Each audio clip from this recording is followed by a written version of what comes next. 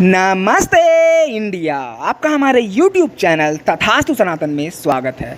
मैं रवि आज आपसे पाइथागोरस थ्योरम वास्तव में बोधायन महर्षि की देन है, इस पर चर्चा करेंगे। तो आइए चर्चा करते हैं। एक थ्योरम होती है जिसका हम 9th 10th से लेकर 12th क्लास तक प्रयोग करते हैं, जिसे हम पाइथागोरस थ्योरम कहते हैं।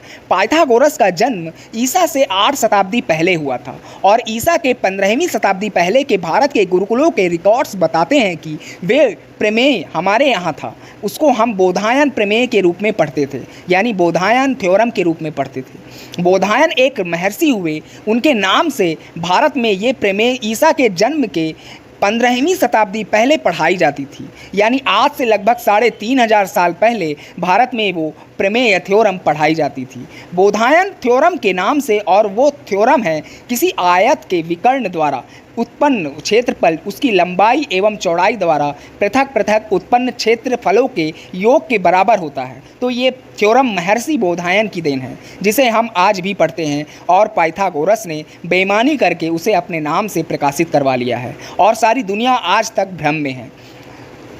शुल्ब सूत्र या शुल्ब सूत्र संस्कृत के सूत्र ग्रंथ हैं जो स्त्रोत कर्मों से संबंधित हैं। इनमें यज्ञ वेदी की रचना से संबंधित ज्यामितीय ज्ञान दिया हुआ है। संस्कृत के शुल्ब शब्द का अर्थ नापने की रस्सी या डोरी होती है। अपने नाम के अनुसार शुल्ब सूत्रों में यज्ञ वेदियों को नापना, उनके लिए स्थान का चुनना तथा उनके निर्माण आदि विषयों का विस्तृत वर्णन है।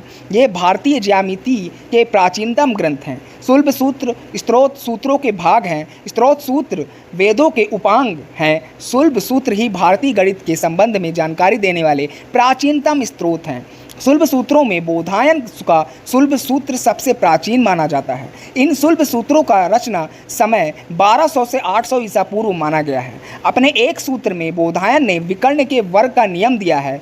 दीर्घ चातुरास्त्रास्या क्षणामा रज्जु पार्चमानी। एक आयात का विकर्ण उतना ही क्षेत्र इकट्ठा बनाता है जितने की उसकी लंबाई और चौड़ाई अलग अलग बनाती है। यही तो पाइथागोरस का प्रमेय है। स्पष्ट है कि इस प्रमेय की जानकारी भारतीय गणितज्ञों को पाइथागोरस के पहले से थी। दरअसल इस प्रमेय को बोधायन पाइथागोरस प्रमेय कहा जाना चाहिए। वीडियो अगर पसंद आए तो लाइक कीजिए और चैनल को ज़रूर सब्सक्राइब कीजिए। जय हिंद, जय भारत।